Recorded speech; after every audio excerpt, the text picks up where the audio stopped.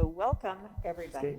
I'm Nancy Gallagher. I'm the director of CISSM, the Center for International and Security Studies at Maryland. We've been running a weekly or bi-weekly speaker series probably for the last 25, 30 years, every Thursday at lunchtime. I know a number of you are from other parts of the campus today, and so any of you who are interested in getting regular announcements about our Thursday lunchtime speaker series can go to www.cissm.umd.edu, and there's a place there to sign up to get announcements about things that we do. I'm really excited today to be partnering with the newest center on campus, or at least at the School of Public Policy, GoTech, on the release of a cyber events database. This database grows out of a project that Charlie Harry, the new director of GoTech, and I started about 6 years ago when we became really frustrated that people kept talking about cybersecurity using very, very imprecise language about what it was that they were really talking about. So we initially started trying to think systematically about how to classify different kinds of cyber events.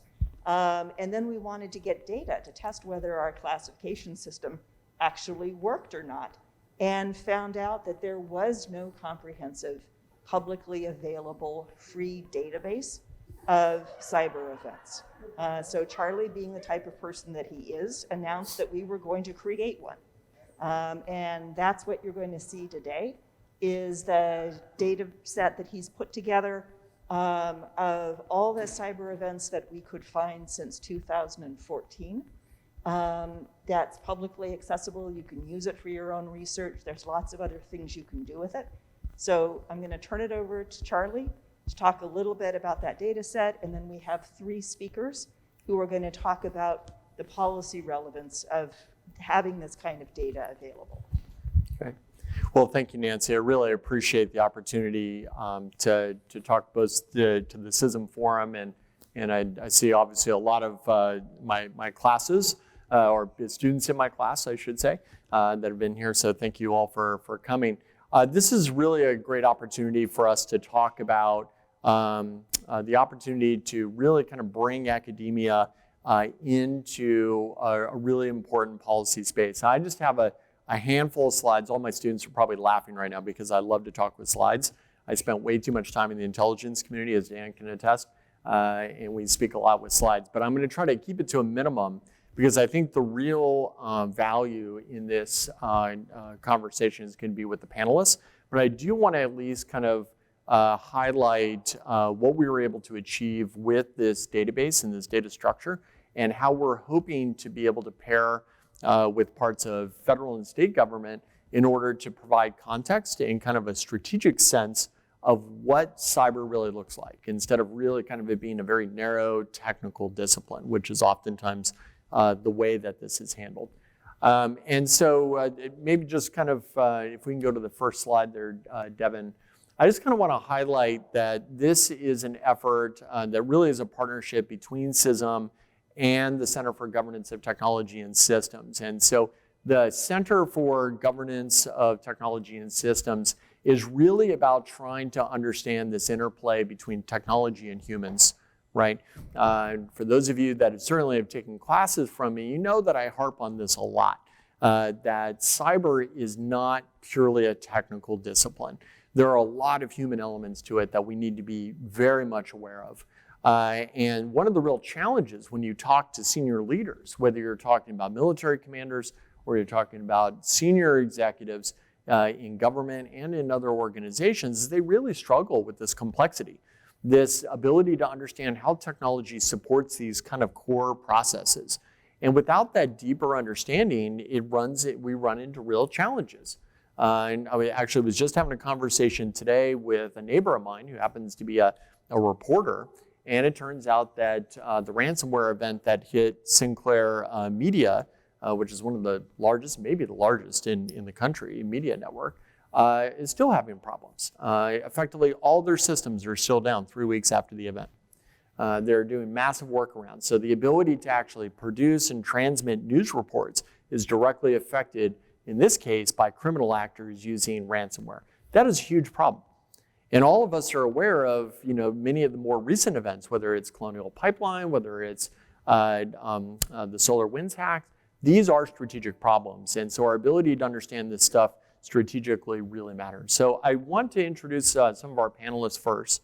If we can go to the next slide, Devin. So I'm really, really excited to be able to bring three real experts in this space that are really coming at the problem from a couple of different vantage points. The first is Lieutenant General Ed Cardone, retired over the last couple of years. General Cardone served more than 36 years in the U.S. Army, including as the head of Army Cyber Command from 2013 to 2016. So General Cardone really has transformed and scaled effectively Army Cyber into a world-class organization. He also is currently an advisor at ARLIS, the Advanced Research Laboratory for Intelligence and Security here at the University of Maryland. So he's a real resource, and we're really, really excited to be able to welcome here to this panel, and we look forward to his insight. We also have Mr. Dan Ennis. Dan is the Executive Director for the Maryland Global Initiative in Cybersecurity. Also is a 30-plus year veteran of the intelligence community, is also CEO of Trusted Knights. But I've known Dan and worked for Dan for years when I was at the National Security Agency. Dan ran the NTOC, the National Threat Operations Center, so managing all defense for, or defense threat intelligence for the country. And is truly an expert in this field. And so I'm really excited to be able to welcome Dan as well. And then finally, we have Harvey Rishikoff, who is currently the Director of Policy and Cybersecurity at ARLIS. But Harvey brings just a wealth of information and expertise to this space as a trained attorney. He's also served as a law dean over the years, and frankly, is probably one of the most connected people in Washington, I think, that I've ever met, and just a wonderful person. And really, really excited to be able to welcome Harvey to this panel as well. So before we kind of jump into some of these questions I have for panelists, and hopefully we can have more of a conversation rather than inquisition, is let's talk a little bit about kind of what this data set is and frankly why we even need it, right? And so why do we need something like a cybersecurity event database? What's kind of the reason why we need this? Well, if we actually take a look at a recent commission report, something called the Cyberspace Solarium Commission, which is modeled after the Eisenhower Solarium Commission from the 1950s, this is really an effort by the legislative branch to really try to get its hands around the cybersecurity problem in a very strategic way. And if you take a look, it's a multi-hundred-page document. It's a pretty interesting read, but a little dense in some ways. It really kind of talks about three major things. It talks about this ability to create what's called layered deterrence, and it really primarily focuses on the issue of shaping behavior, being able to deny benefits from attackers, and also to impose costs. So these are really kind of the three major thrusts of the document. So if we kind of advance one more, there's one specific recommendation. There's a lot of recommendations that come out of the Solarium Commission, but one in particular is this ability to establish a Bureau of Cyber Statistics. And one of the reasons why they have identified this need for a Bureau of Cyber Statistics is to really put context. Right? Oftentimes when you listen to policymakers, you listen to, frankly, experts on television or in news outlets, we usually will provide kind of anecdotal evidence to support our particular issue. But there really is not a systemic set of open source data that allows us to say, this is exactly what's going on. And that really runs the risk of creating miscalculation, especially when we're talking about cyber events that are occurring from other states. And you probably have heard a lot of this rhetoric from leaders all over the world, where let's say the United States might be extraordinarily concerned about Russian state cybersecurity or cyber operations. Well, that might be a legitimate concern, but how much of a concern is it? And what threat actors are actually doing what? Is that activity maybe more focused on espionage efforts rather than the actual use of coercive power? So there are a lot of very specific questions that are raised. If we can go to the next slide, Devin. And these are just some open questions that we're currently exploring right now with some projects that we're actually working with some students in some cases. One might be, is kind of the Russian government actually engaging in coercive cyber attacks, or is it more akin to espionage? And the question really is an important one to ask, and one in which we need a lot of data, and we frankly just don't have. Other questions about, how do different states choose to employ power? Are they primarily using it for industrial espionage? Are they using it as a form of warfighting? These are important questions, especially in light of concerns about strategic stability. So there are a whole set of questions that can be better informed by actually having data. And that was one of the real goals of this particular project. Next slide. So let's talk a little bit about the data set and how it was collected. So really, the way that this was collected is a kind of a mix between humans and machines, right? So we use Python scripts to go out on the internet and effectively scrape data from a variety of different media outlets. This ability to go out and pull in reporting that we're getting from not only US-based sources, but sources around the world, being able to bring that together and then use humans and our researchers to actually code that data in a way that makes it scalable and usable by researchers. And that's really kind of what we've been focused on doing. Just to give you a sense, and we're not going to go through the nitty-gritty of the data set. I certainly invite you to access it online, and you can find the data set on the CISSM website, CISSM.umd.edu. But here are some of the most important fields that we've started with. And I would highlight that this is a work in progress. We are continually updating this, and we're looking to expand the data that we're actually collecting. But we're looking at grabbing data from 2014 through present. It includes everything from date of the event, the victim country, the threat actor motive.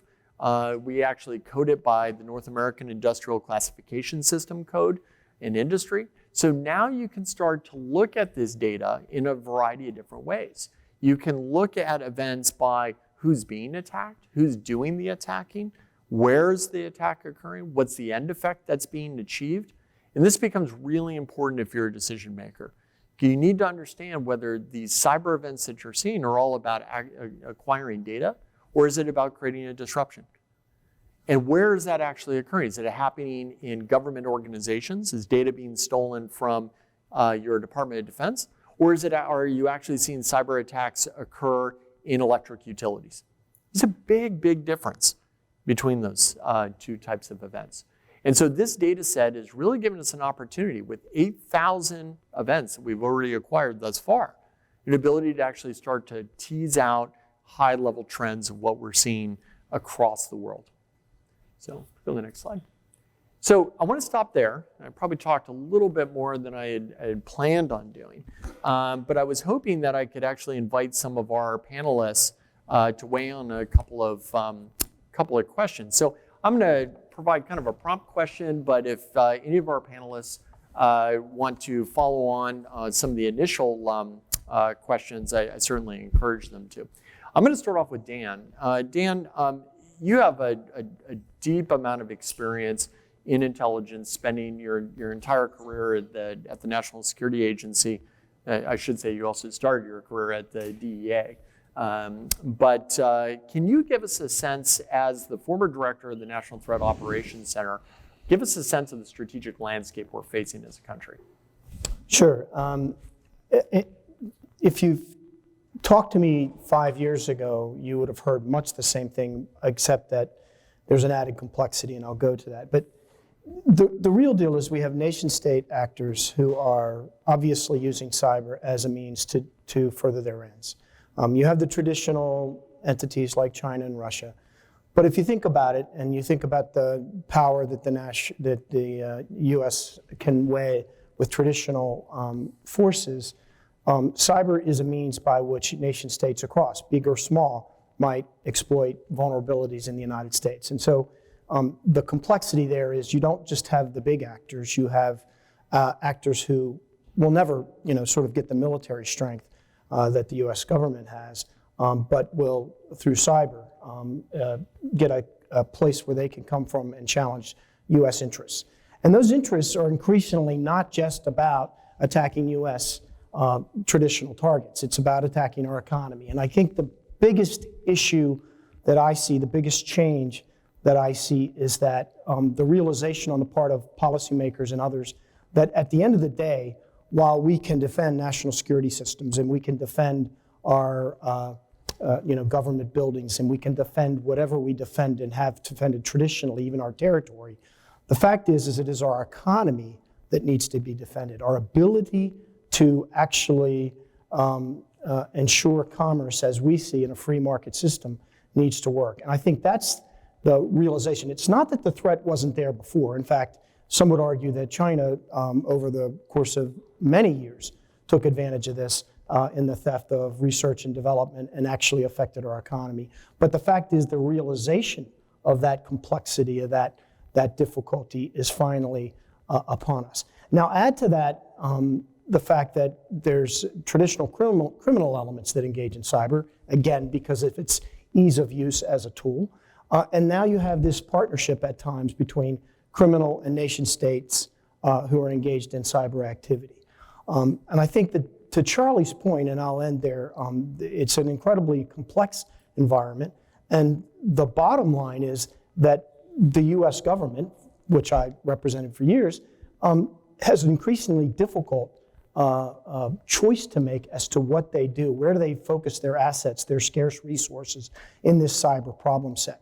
And to the degree that anything, such as a database or a realization based upon surveys and research projects based upon real data, can help us prioritize, that's a focus. And that's something that's got to be a goal, because we can't continue to do everything that on the landscape. If you defend everything, you defend nothing, right? Because you just leave yourself vulnerable in spots that you didn't anticipate. So I think to Charlie's point, I think the reality is anything that can help us prioritize our focus, be it in the government or enable the private sector to help and support that process in prioritization, policymakers, whoever, I think that's a must.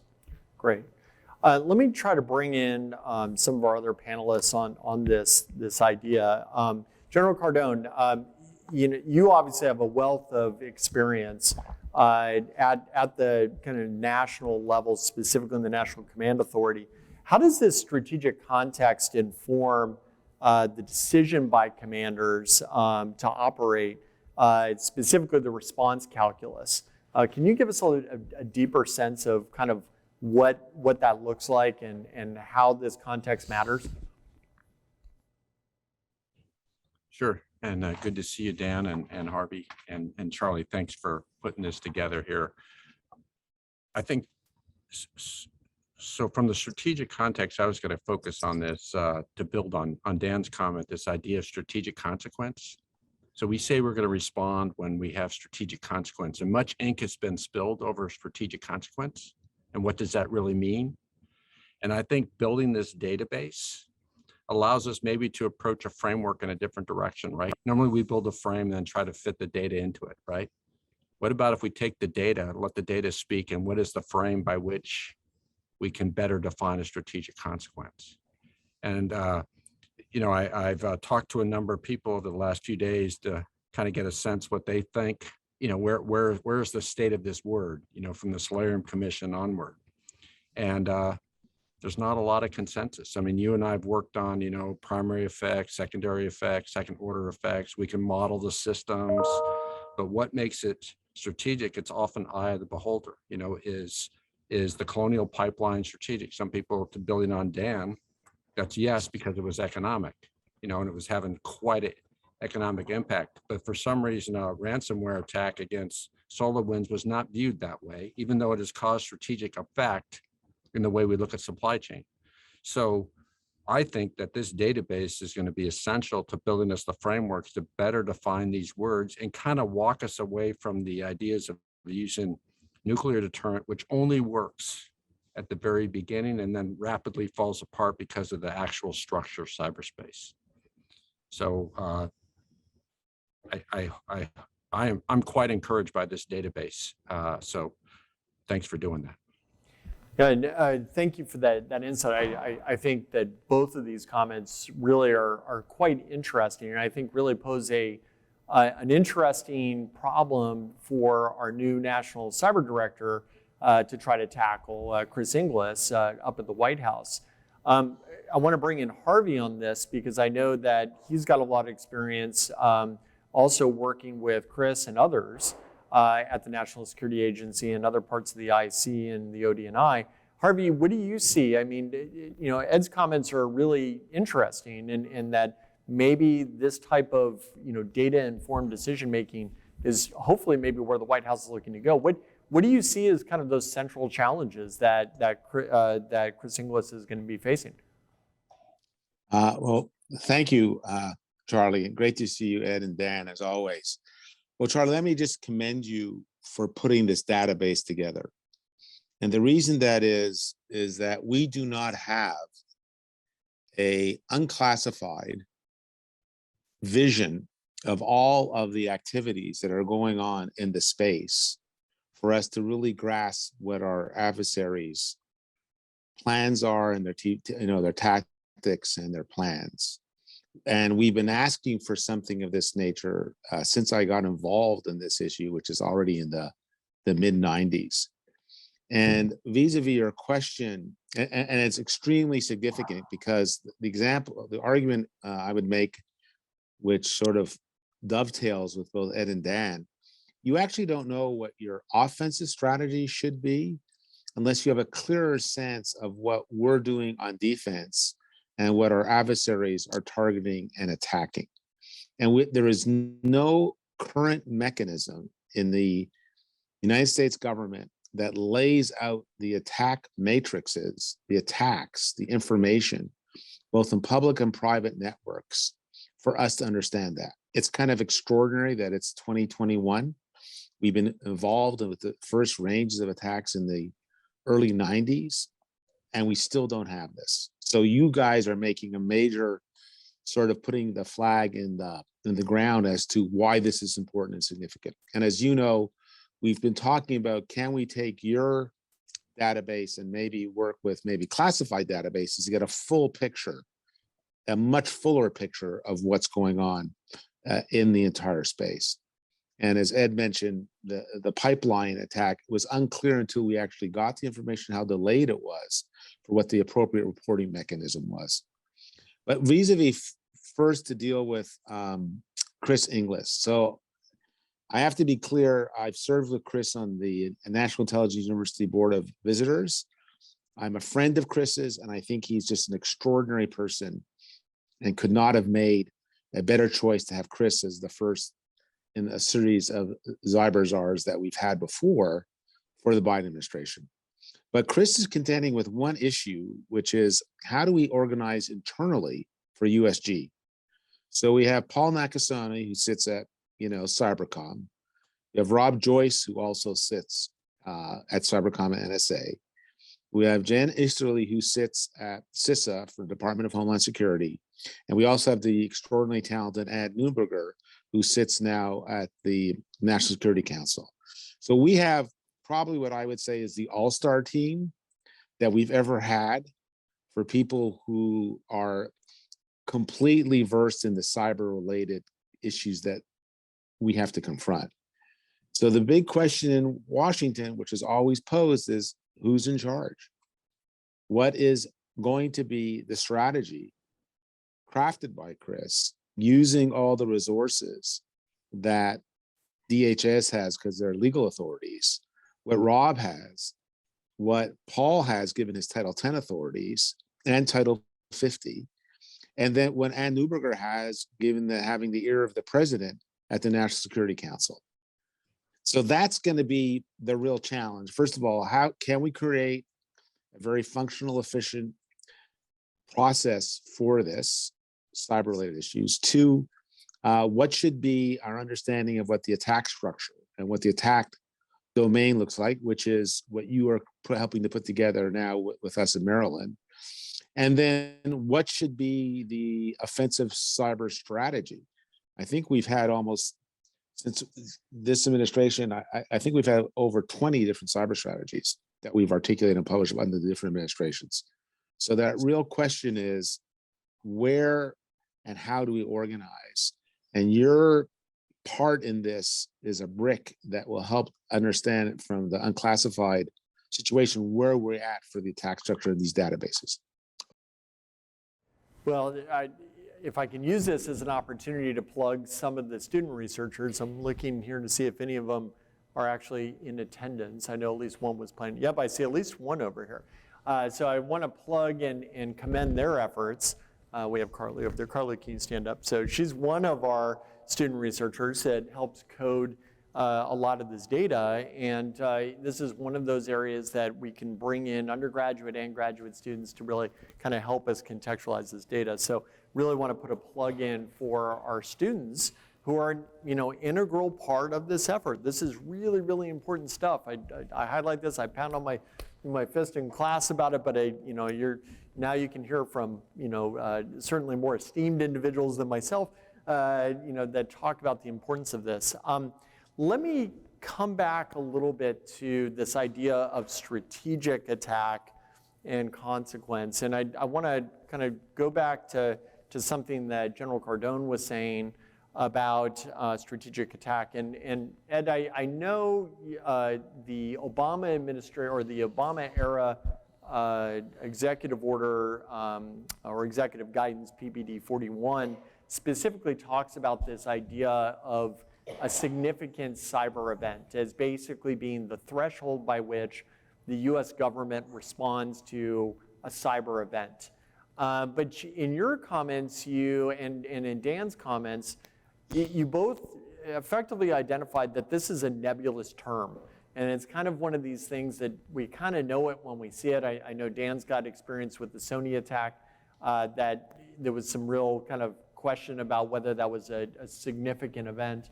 But from your perspective, General Cardone, how would you define something that is significant? What are the dimensions, or how do you kind of think about it when you're working through this in your own head? Well, thanks, Harvey, or rather Charlie, for that rather easy question. Actually, I'm reminded as a military officer, we're always looking for great clarity, so we know exactly what we want to do. And yet those that we work for, they want strategic flexibility. They don't want clarity because it gives them negotiating room, options, as they say. So we never actually get the clarity that we really want. And I think this is sort of the challenge. And so I would say in this case, it's sort of a range. But building on something Dan said, first, what's not well defined at all is what is it for our economy? Like, I think for military, it would be easier to build sort of a framework to say this would be considered a strategic level attack because there's already items of the military that are identified as strategic targets, right? But that's when you look at through a frame of military on military. It gets more challenging when you start thinking about, I call true national security, which is all the elements of national power.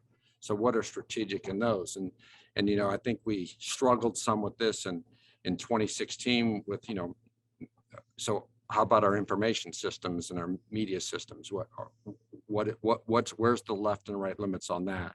Or in our economy, it didn't happen to us, but when the North Koreans, took on SWIFT and with the financial system, it sent a shockwave through, but there was a lot of discussion. Okay, is that, now if that had been JP Morgan, that might have been a much different conversation than we had with the Bank of Bangladesh, right? So to me, it's going to end up being a range, but now I go back to the database. So now I think you could take this database, and as you watch these attackers navigate and you watch what they're doing, we're going to have a better sense of the direction that's headed. We may not know it exactly, but we're now going to be able to say, to maybe build a range of which we could say, this is entering that realm of strategic. And then we can actually do what's needed to work strategically, which is have clearly defined, not clearly defined, but certainly lines where, these terms of, escalation, triggers, signaling, all these words that are used in the foreign policy arena that could put better boundaries on this than we have now. I just want to add something to the general's remarks. I mean, if you don't understand the term signals or the boundaries issue, understand if I want to tell Russia what is a line, if diplomatically I want to let them understand, or the Chinese, or when they're supporting a private sector entity, a hacktivist organization, if there's a line, if I don't have some sort of policy, clear guidance, I can't set that line. And that's where you get in trouble. When you get in trouble where there's either that an entity such as a cyber command is trying to set a line, no, it needs to be somebody externally helping us set that line. And then we need to be able to communicate that so that they know when they're crossing a line. Because absent that and any confusion, that's when you get problems that you can't deal with. You don't know how to deal with it because you don't know what they're really interpreting. And then you can't reinterpret and decide how do you want to create that deterrence that you need. So again, I think his comments are well taken. Well, let me kind of come back to you, Dan. Build on that a little bit, Dan, and with that, when you have that line, you better have a strategic plan what to do when that line is crossed. This is where otherwise you just reset the line in a new spot. And this is so that could those lines could actually help us a lot, certainly on the offensive side. And then the question is, how do you signal your capability in a way that allows for deterrence but doesn't compromise your capability, which is always the problem in cyber. Because go ahead, Harvey. So I totally agree. So Ed, as Ed knows, as a general, and the use of military codes for UCMJ, clarity is key. And everyone he works for, being ambiguous is key. So all political masters never want to be put in a box. If X happens, Y must be the response. Because if there is no Y response, you've demonstrated the adversary your total lack of will and your lack of standing behind the words in the international system. So this is the classic civ-mil tension we've seen repeatedly. If take the example what happened with Iran, what would have been a violation of the Iranian treaty that would have resulted in a military response by us and our allies. So we went up to the Hill to discuss the treaty, and privately, the senators and congressmen said, yeah, we'd love that, but it's never going to happen. Because if you actually put in that if X happens, we must respond with the following actions, we're not sure that the president and the Congress will actually do it. So this is a huge issue that cyber has helped articulate. And then the second issue that Ed and Dan are saying, we call it the grammar of escalation and disescalation. If you take a response X to signal, as Ed is saying, you want the adversary to know that's the signal and not misinterpret the signal. The example that's always used is World War I, when we mobilized troops. Once one group started mobilizing, that was the signal that the other groups had, and we kind of stumbled into World War I. So we don't want to have the cyber World War III for miscommunication. So this issue of your question, Charlie, what is strategic, we have kept quite ambiguous. And as a matter of fact, if you look at the law of war, our manual, we have said loss of life and quote, certain serious, as Ed alluded to, property damage, which might be a financial system, we would see and classify as what would be a jus bello, an act of war, that legitimizes our response, but we don't say what the response is. And we also say that we reserve the right to use any domain.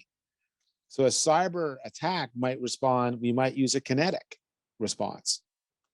So we've left that field open. So you trying to press us, Charlie, as to what truly is strategic, it's the famous accountant's answer to all questions. Is this a loss, or is this a debit, or is this a credit? And the accountant will say, it depends. Well, so everyone, I think, has really brought up this issue of ambiguity, and a lot of it being also our interpretation of what the threat actors are doing. And so my question comes back to Dan, as a former senior executive at NSA and who has a tremendous amount of experience leading intelligence teams. How do you see the intelligence community really kind of evolving with the changing strategic landscape? We just talked about this ability not to kind of bind ourselves in a box, and a lot of that pressure is going to come back to the IC to try to anticipate kind of what others are doing. So how does the intelligence community evolve and change with this threat? With great difficulty. Now, I mean, the truth of the matter is the reason I focus on priorities and everything I do is because coming out of NSA, I was constantly challenged with putting personnel against the right issue, the right target, the right whatever.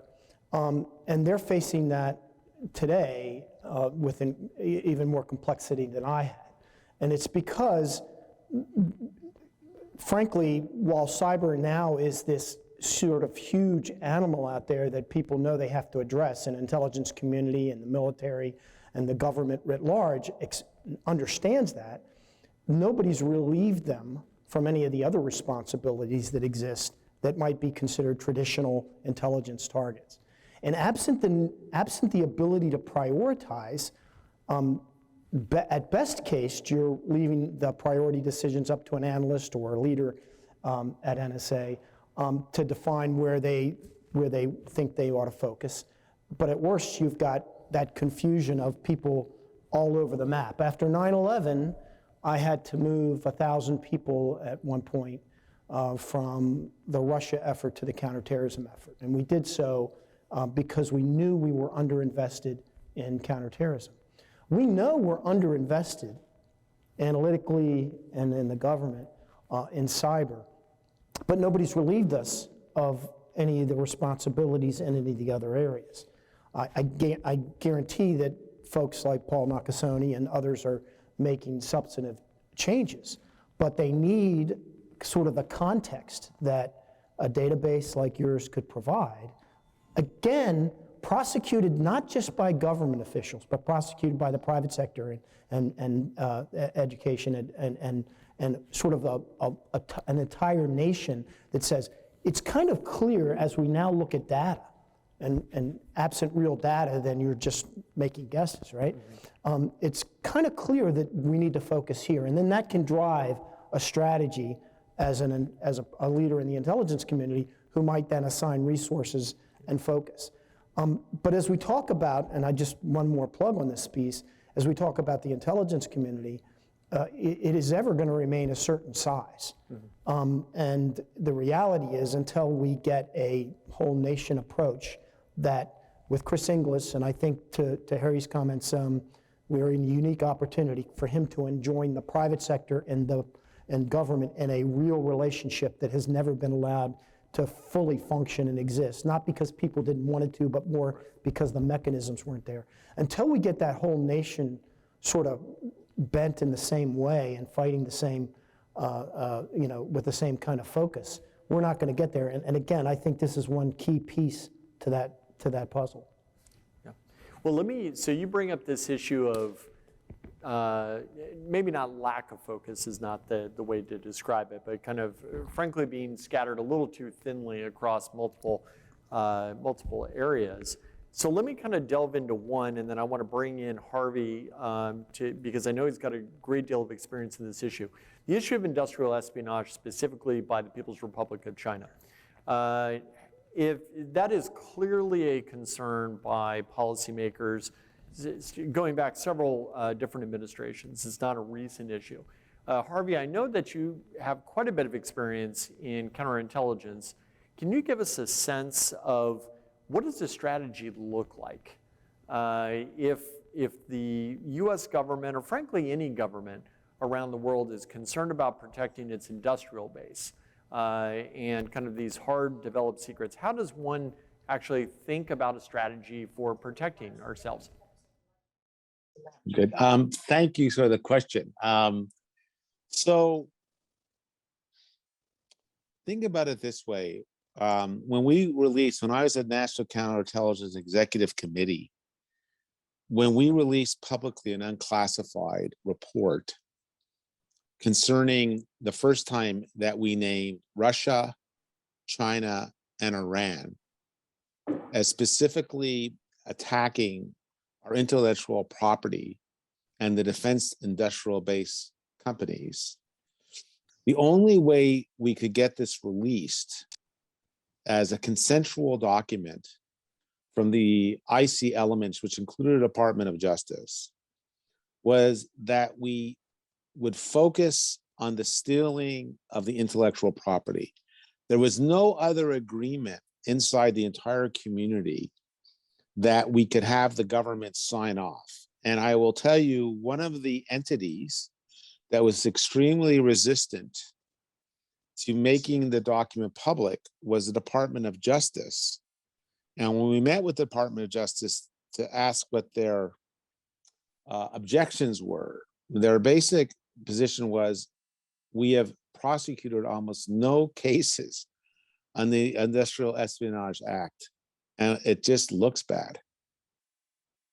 So that was almost 23 years ago. And we have said now that how do you get consensus among the allies that the stealing of IP, intellectual property, is a bad thing, which is agreed upon by all members of the private sector. But to get that consensus, as Ed and Dan said, what is the consequence? What is the penalty imposed on our adversaries for stealing that IP? And why it's so significant is if we all agree that we're in a major market competition with our adversaries, the key to competition is innovation. And the key to innovation is intellectual property. So as a Venn diagram, it all comes down to one of the core components of being competitive is intellectual property. But at this point, if you're an adversary and you can go out and steal it with very few penalties imposed against you, it's a rational thing to do. So one of the arguments we've been making is that we may get our major competitors like China to understand why this is important once they start creating their own intellectual property that's quite significant, after they put in their R&D to billions and hundreds of billions of dollars, let's say in the AI space. And then, to be frank, they'll have something worth stealing. And if they have something worth stealing and whoever steals it, they'll say, hey, that's not cricket. Let's figure out, we need to have better rules. So we may need a maturation system to take place for China. Russia historically has not been leading in the IP development, but that's another area of stealing. But then you have countries such as Iran and what we sometimes call frenemies. You know them as Israel and France, who also from time to time, who are not part of the Five Eyes and not signed a document that we will not spy against each other. So this is why this has become so hard, Charlie, because the issue of spying under Title 50 that we organize it is not per se a violation of international law. As a matter of fact, spying is as old as the Old Testament. It's a violation of domestic law, but not international law. So trying to, square this problem that you're saying is why we've had such difficulty in trying to create a system that is going to appropriately diminish and then penalize what we see as the stealing of intellectual property, which is the key to competition. Now, I might add, your database begins to start the first step of explaining where these cases are and what these penetrations are. We did have a prosecution out of, you remember, Pittsburgh, because of the U.S. attorney at that time in Pittsburgh was able to bring a case against China. They named the 5 individuals who had in the Chinese army who had actually taken the data, and they got the companies to sign on to the prosecution or the complaint because they had realized that they were no longer going to be doing business in China because China had taken the patents and was now competing and creating their own companies. It's that requirement of people standing up. But if you note, we've had a number under Trump, very few prosecutions for those type of violations. And Biden, the administration, and the Attorney General Merrick Garland and Monica, the Deputy Attorney General, Lisa Monaco, they have stood up and saying this is a priority. So that's interesting. And then I'll just end and stop talking. But that also raises, as you know, which has become highly conflictual as a topic, the role of foreign students at our universities and funding by foreign entities. So just think how that's been complicated. But my sense is your database will start to be able to create a foundation for us to figure out how to start building a more coherent strategy. Well, that's great, and I'm starting to get a little depressed here because I was hoping that the 3 of you would come up with all the solutions for all these problems, but apparently I'm only hearing that these are challenging issues.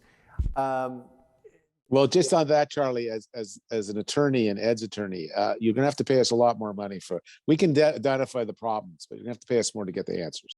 Now, but I think, it was alluded to earlier that we have a unique opportunity, both with the talent that's been recruited at the top. There's always been confusion when new administrations take on, they come in and they hire new leadership, and people have to get in place and then actually effective. But the truth of the matter is we have a structure now that, with great hope, may help us in some ways. As it was discussed, Chris Inglis at the top. Chris is just a unique talent, and he is respectful of everybody, and thus has an ability to include and join people to collaboration. I think it's important that he set structure in place so that when he leaves, at some point he will leave, that there's that structure that will live beyond him, because that'll be critical, or will just fade back away. But the thing that is there is that if Chris can set this in motion in a way that, as I say, brings the private sector in a real way, and academia in a real way, and the public in a real way into the cyberspace planning, policy making, engagement. You take, in the smallest sense, I'll take a tactical example. We're pretty good in the financial sector, but as if Chris works with, the health sector, right? And we set up a process by which health officials are enabled through information exchange and through a collaboration with the government to set their own priorities for internals, for the security they need. That's a real and tangible result that occurs. So optimistically, I think that we've got a structure in place with the right persons and people in place that we can start to take and nug out this issue of the prioritization that I talked about, that could take advantage of data that you're presenting, so that we can actually mature the process. Because we've not matured this process. We've matured our thinking, but we've not matured the enabling processes to get and be effective. Great. So I think what you've identified, Dan, is this idea of maybe a maturing process at the top is important, and trying to tie what you were saying with what Harvey was saying about the challenges of imposing kind of penalties on this type of activity. Obviously, one tool that is in the tool belt is the military. And Cyber Command, has a general strategy of defending forward and persistent engagement. And I was hoping that General Cardone could give us a sense of, with kind of this increasing set of severe consequences, specifically by non-state actors, criminal entities. And my guess is increasing pressure on the military to leverage its vast capabilities to engage. I'm interested in getting, Ed, your, I guess, view or concerns about how that could potentially lead to escalation with the states in which these kind of, let's say, criminal actors are involved with. And I just like to get an understanding of kind of your thinking about how the military is going to be involved in this kind of obviously increasing set of problems. I think General Nakasoni's done a great job of explaining persistent engagement and defending forward, but my simplistic way of looking at this is you can pretend that we live in Fortress America and we have this great wall and no electrons pass over that wall, but that's not the real world, as you well know. And so this idea that we can sit back and defend after the fact, when we can read any number of reports of how long that is, and not being forward and understanding these adversarial networks in ways that help us identify the threat. So where I think the database could be really powerful, Charlie, is it's going to over time be able to show us, especially when combined in a much larger way, like where's the threat been and where are they moving? Where they've been is important because they can still be there. Where are they moving? You can see trend lines in there. Then you can be better prepared in this defend forward. Now, where this could be not mischaracterized, but could lead to escalation is if a defend forward looks more like a cyber attack. That's the danger, right? But I think having this database helps put some public boundaries. Like, we sort of, whenever we do anything, we often look at there's a reciprocal part, right? Before you launch the attack, you better ask yourself, well, what do we think is going to happen next, right? After that, what's the response, right? This database is going to help us understand that over time, especially as it matures, and if it's merged with classified databases, we have a much more holistic picture. And then if we are able to get, and I've talked about this, some of these cybersecurity company databases, at least to some level, we're going to have a degree of understanding of threat that we've never had before, except in some exquisite places in the government, right? So this, and there's a scale problem, to Dan's point. So I think that, to me, we have to continue to be vocal on this defend forward, and then the danger is to make sure that defend forward doesn't turn into perceptions of cyber attack or perceptions of escalation. No, thank you for that. And one thing that I would highlight as a kind of a plug of where we're going in this data set is to be, I really do see this, and I know Nancy kind of sees it the same way, at least hopefully I can speak for you, Nancy, is that this is really kind of a foundation. What we're providing is kind of a core capability of identifying kind of what's being attacked, how it's being attacked, but it will allow us to expand into kind of more technical areas, things like not only what threat actors are there, but what threat actors are using, what kind of malware, what kind of command and control. All those kind of technical elements that our panelists have talked about, we now have kind of that connective tissue to bring it all together and allow you to kind of pivot. And we don't have that as a country. And I would argue that, aside from maybe, let's say the Dutch or maybe even the Australians, who now have some requirements to report these things, we don't really have a way of kind of linking everything together. We tend to be very technical, very much in the weeds, and it's perfectly understandable because it is a technical discipline. Just noting time, I think we've got about 20 minutes left, right? I want to open it up a little bit more to questions that we might have in the audience. I think we have a microphone here. If there are people that have questions for any of our panelists, I'd certainly open it up for anyone who has a question.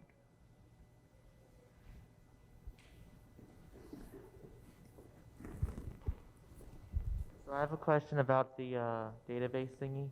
Sure. So is the source code in Python that you use to analyze and like police these attacks, is that also going to be open source and free?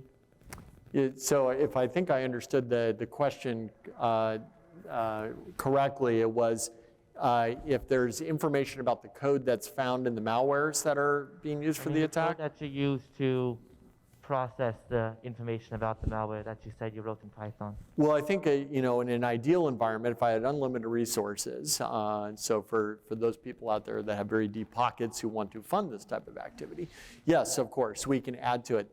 The key is you need to have identifying information about the event that's tied to the threat actor. And the threat actor can be tied to the specific pieces of software they're using. Once you have that, then you can certainly collaborate with the kind of more technical cyber industry to be able to bring in all that other information. So working with the CrowdStrikes of the world, working with the FireEyes of the world to be able to link all that together. Did I answer your question? Or? Yes, thank you. Okay, all right.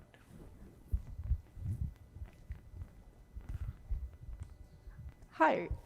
So when looking at cybersecurity as a whole, it's extremely important that the public learns about it. And so moving forward, let's say we were to implement cybersecurity education in primary and secondary schools, pre-college and university, what do you think would be the most important thing to stress when looking towards education?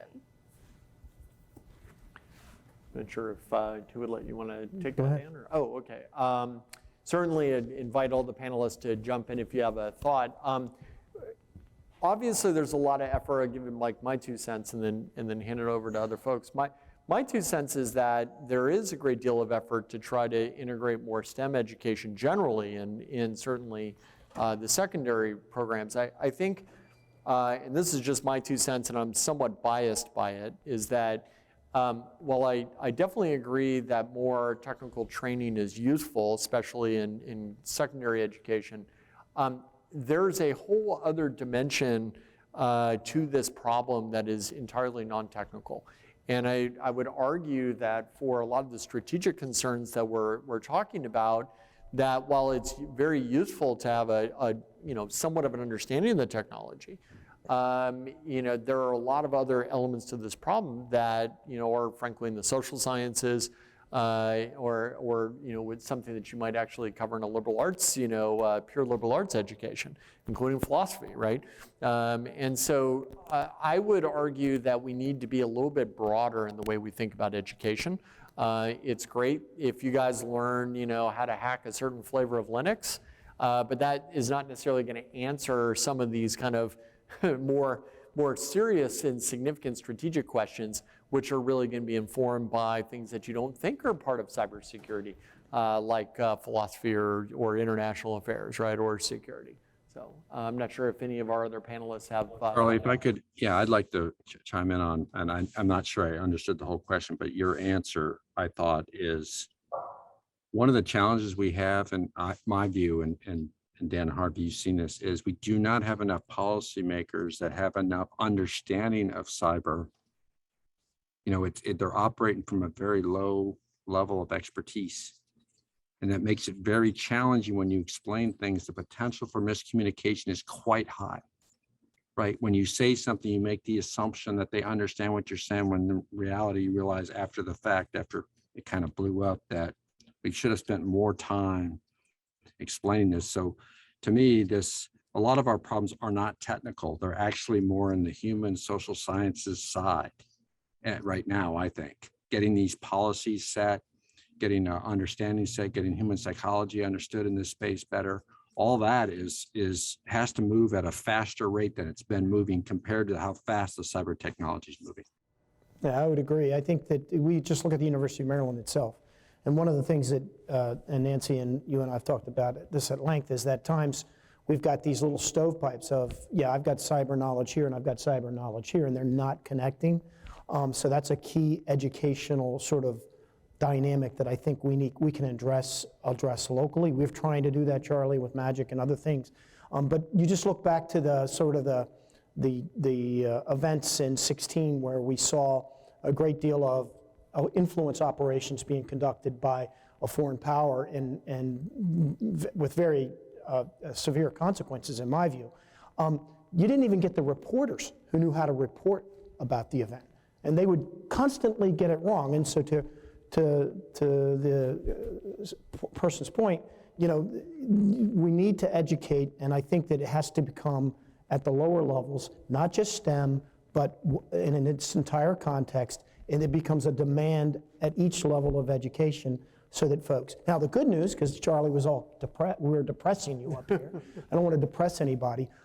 Gee, if there is one area that we can get bipartisan support is in education on cyber. I mean, I've talked to leaders on both sides of the aisle, and their education is an issue that always speaks well in the public, so bring that. And I think that there are measures, better individuals than I to set what they should be at the elementary, certainly middle school in particular level, and high school, that we ought to be doing and funding.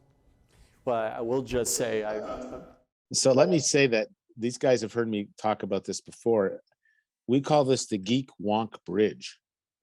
We need to have individuals have a reformation in understanding what education means in the 21st century. So when I started school, there was something called Latin science. You were supposed to take both science courses and humanities and learn Latin.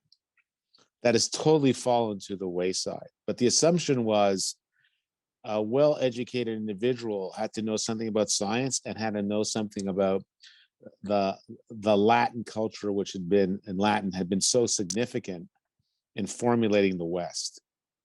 So when I was in graduate school, they considered statistics a language. You had to take courses in 2 foreign languages, of which statistics would be one of them, under the theory that understanding math and statistics was critical for communicating in the civilized intellectual world. I think we fundamentally need a re-understanding of what it means to be well-educated, to prepare our children for the 21st century. So if you look at other countries that are playing above their playing weight, look at Israel. Look at Israel and what it's done to introduce these computer and programming courses and math courses very early in the educational process to start to have their citizens well prepared intellectually for what's going forward. And maintaining the status quo, maintaining what was the educational system that we've basically evolved from the 19th century and 20th century, I just don't think is going to cut us to prepare us as a nation to have our citizens, A, properly educated, and B, being able to compete in what the world's that is coming forward. I couldn't agree more. In fact, as a leader from NSA, and I know we have a lot of students, college students in the crowd here today, what I would look for is a well-rounded individual, a person who could put things in context, who could say, yeah, I mean, there's this issue here. I mean, I was in the analytic world, and so that was critically important. There's this issue here, but what's the context? And just understanding maybe some technical aspect is not sufficient enough. Certainly, we need folks who, to the point, could geek out and get in, their fingers in that spot. But okay, then they need to team with others. And so, as people are looking at what they should do to try to make themselves sort of the right student, the right ultimately employee, it's to broaden their horizons. But that applies, again, as we said, at all educational levels. well, I will say, as a father of a 6-year-old, or she would say almost 7, clearly an adult, anytime she hears our Alexa misspeak, she automatically says it must be hackers. So I think I've got her. I think I've got her somewhat trained going down the right way. So Nancy, I know you had a question.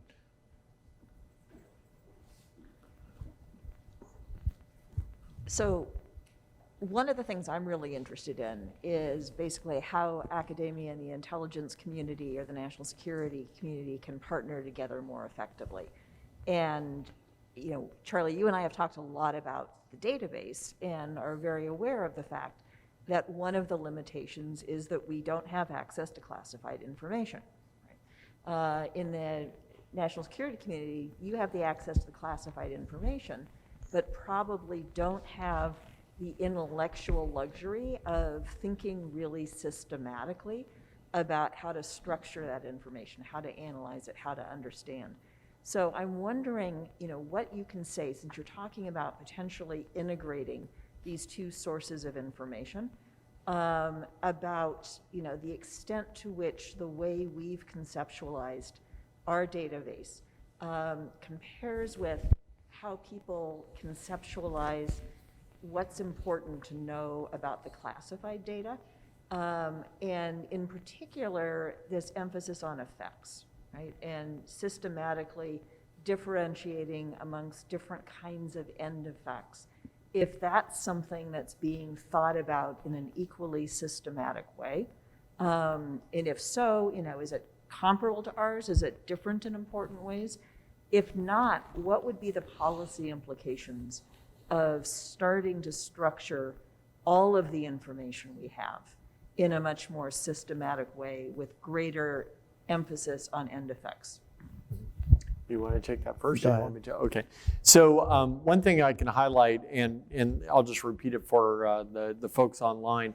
The general question was, you know, how can academia and the IC or the Department of Defense be able to work more effectively together? Specifically, as we talk about integrating an open source record set like what we have with this database with classified information, and specifically, are there ways to better partner so that more systematic thought is given to the structure, understanding that we need to protect certain data? Basically, how can we start doing that a little bit more effectively? The way that I would, you know, kind of start this off, and then I'd certainly invite Dan to give us his thoughts about how the British are doing it and how NSA is now starting to move in this direction, is that the British government a few years back established, in essence, a cybersecurity agency, if you will, that, you know, certainly was bringing in a lot of classified information, but very astutely opened it up to look for ways to partner with the basically open source or to bring in open source data from commercial providers, because they understood that in this space in particular, that the private sector has a tremendous amount of capability and that the government limits itself by not more effectively partnering. And I think that's kind of served as a model for the United States, and now NSA has opened up some capability to more directly interface with the open or with the private sector. Dan, do you want to? I know you have. No, some I thoughts mean, on I this. think the British model, and it works for them, that, you know, they have a person in charge, right? And that individual, from a cyber standpoint, and that individual can set policy, can set direction, can set strategy, goals and objectives that can actually facilitate the kind of thing, Nancy, that you were alluding to. I think the U.S. government certainly can do that, and again, with Chris at the helm, I think that there are academic initiatives that should be undertaken. But I think in the context of a larger strategy, we've always had mechanisms by which the academia and the government can work together. We've had them on traditional sort of disciplines, be it aerospace or be it engineering or be it some technical component. Why not have a partnership that actually is focused on something like this, that so that the questions and the problems can be worked out, and that so that people who have a different view, and to your point, an intellectual, component that they can bring to the table that actually would challenge the thinking that might be internal to the IC.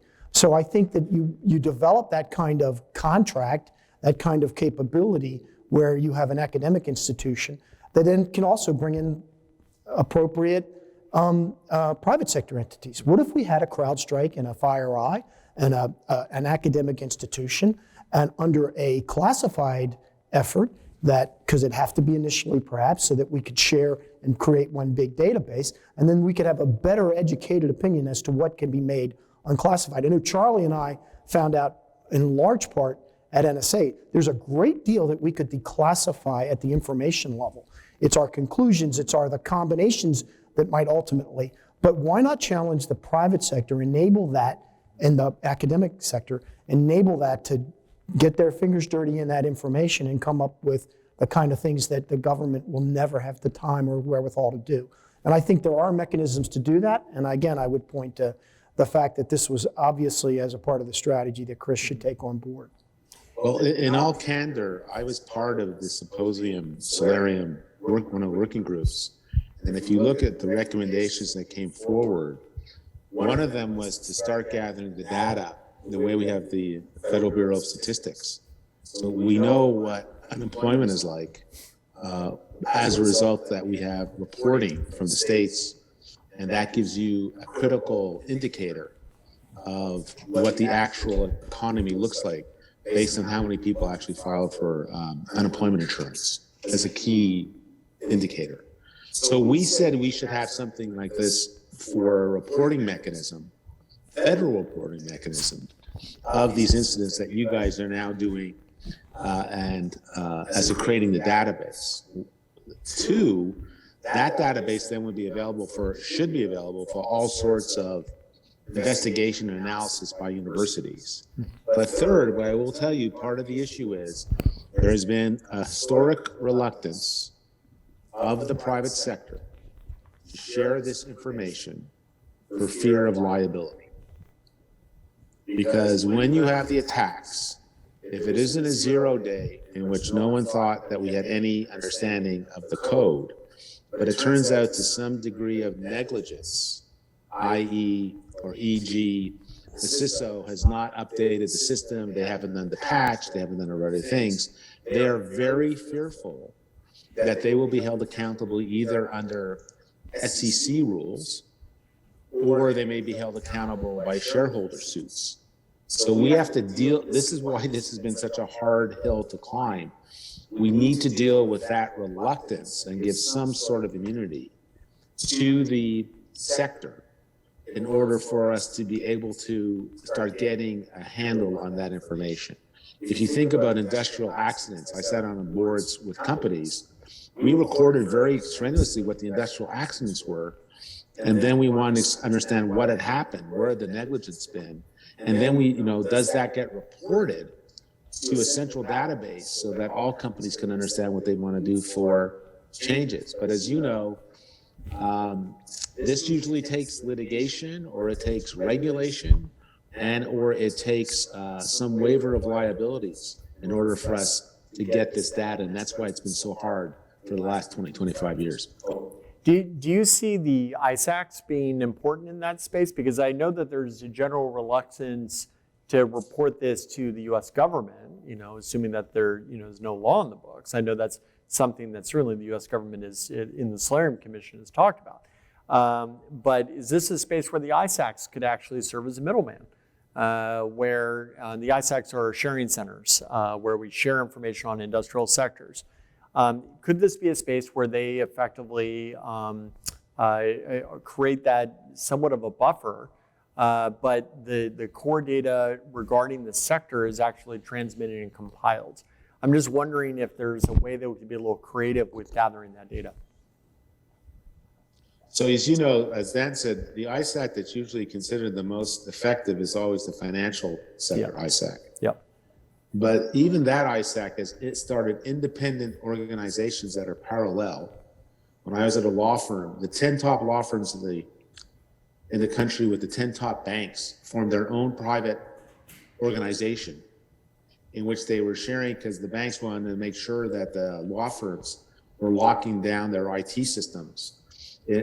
Hard for, as a result of bank regulations and SEC. But the 20 formed their own internal tight network.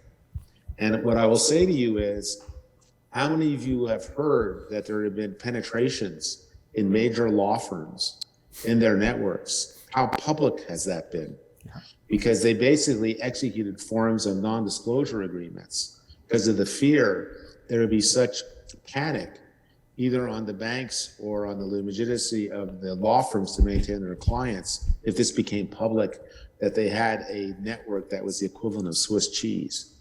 So this has been part of the problem about getting that information. As an old friend once said to me, it's sort of like getting information and data on smuggling.